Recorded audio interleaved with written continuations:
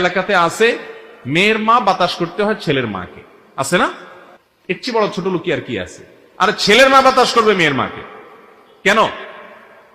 কারণ সে তার আস্ত মেয়েটা দিয়ে দিছে, ছেলের মা কি দিছে? ছেলে তো দেয় নাই, বরং তার মেয়েটা নিয়ে আসছে, তার কলিজাটা নিয়ে গেছে।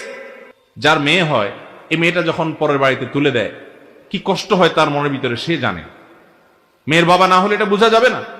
আস্ত কলিজার টুকরাটা ধরে তুলে দিয়ে দিছে, আপনি তো তাকে সালাম করবেন সারা জীবন, সেখানে সালাম করা তো দূরের কথা, উল্টা বরং আম কাঁঠালে মৌসুম আসলে খোঁচাখুচি করেন, বৌমা এখন এই যে আশেপাশে দেখছো অমুকের ছেলে শ্বশুরবাড়ি থেকে কতগুলো আম কাঁঠাল আসছে দেখছো, খোঁচাখুচি করেন। আছে না না এই ছোট লোক আমাদের এলাকায়?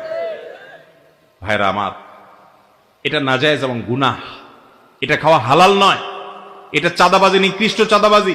আস্ত মেয়েটা দেওয়ার পরে আবার তাদের কাছে যৌতুক আশা করেন।